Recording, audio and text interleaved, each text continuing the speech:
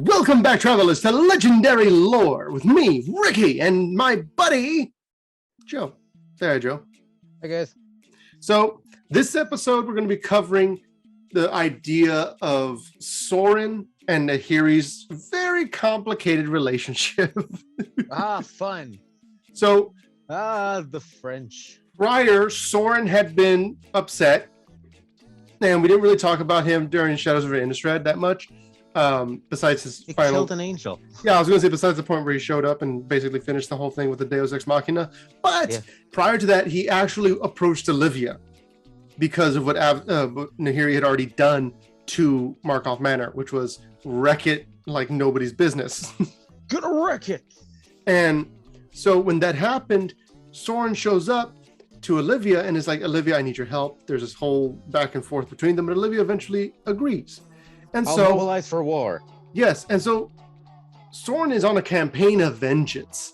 He is ready to throw down, but Nahiri's wrath knows no bounds, and she is going to basically respond in kind. So Sorin shows up with an army, a bunch of vampires go up. Also, let me just point out, Nahiri has been waiting at Markov Manor, just like knowing he was going to be there, because she's that kind of metal. And so she shows up, and she's just waiting. Then Markov, the entirety of what's left of the Markovs and the Volderans show up, and they get to work fighting. It's worth noting at this point that both the Stromkirk and the Falconwrath have pretty much embraced Emrakul and are very tentacly, especially the Stromkirk. They're all over the place. Similarly, you have werewolves. Werewolves, their entire insides are basically just waiting to burst out and turn into Eldrazi, which people are having to deal with all over the place because of that.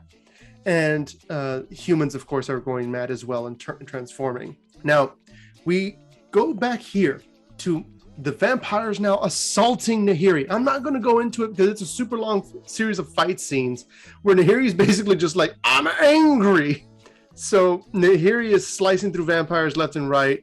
And then, like, as they're fighting, Emrakul's brood busts through, and now Nahiri is using the fact that she can like channel ley lines using the cryptoliths. She's guiding Emrakul's creatures to kill more vampires. Kill more vamps. So yeah, it's going all messed up, and it gets down to the point where Olivia's like, okay, you know what? I've lost enough, guys. Sorin, take her. Fight her on your own terms. You guys will be fine. And so Sorin and Nahiri get into a real big fight.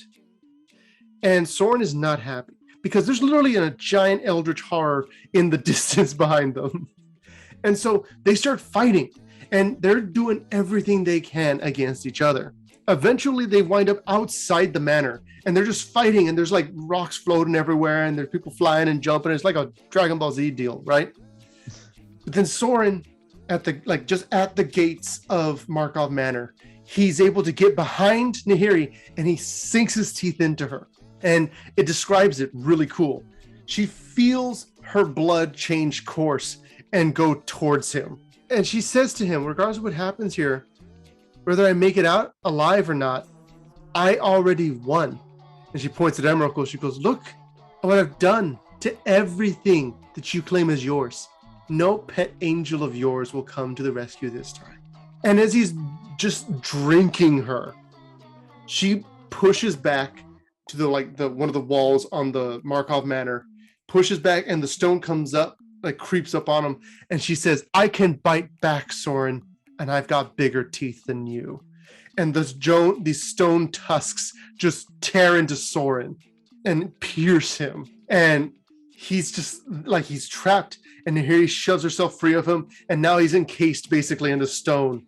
And it's like his upper torso is free, and some of his hands, like he can move his arms like this or like that. That's basically it. She Han Solo'd him. Yes, and she makes it so that he can see everything that happens. He has a clear view of Thraben, so he can watch the destruction Emrakul causes. She plains walks away. She doesn't even stay to see what she did. She's content with what she's done and knows that that's over. And so then at the end of this fight, he's thinking like, this is bad, but I have allies. And he hears metal against stone. And it's a long, slow scrape. And she goes, and hears a voice. I think I like this one better. And it's Olivia. And she's holding his sword. And he's like, Olivia, release me. Even if I could. Why? Avacyn is dead. Nahiri is driven off. Our bargain is fulfilled. I call this a victory. Do try to enjoy it. Mark of Manor is yours. After all, as for me, she held up Sorin's sword to inspect its edge. I rather like the sound of Olivia, Lord of Innistrad. Oh, snap. So I have a feeling I know what her card's going to be called. I would. Oh my gosh, I'm so excited. I'm so excited. And so Olivia's Wait, like, doesn't Sorin have a sword in War of the Spark? in War of the Spark, apparently he gets his sword back somehow. Like, it's apparently what he does. They don't explain how it happens. We know he lost his sword to Olivia. It could be a different sword that looks similar. He could have had one that looks the same, or he could have just stolen it from her. We'll probably get some information on that when we go in the next during Crimson Vow. And Either way, he's not Lord of Innistrad anymore. Her vampire family is the biggest now. yeah, it's true. Okay. And basically, Sorin's pleading with Olivia, saying, "Hey, Amrahul is going to kill everybody, including you." And Olivia's like, "I don't care. That's not my problem. I'll go down in history as Lord of Innistrad. Yeah, Avacyn's dead. I like where you are. I think it's quite good. Peace." And she leaves. She floats away. And so Sorin's locked. So he can't even move his head to like follow her. He's just been like stuck and filled with rage. And that's pretty much all we got.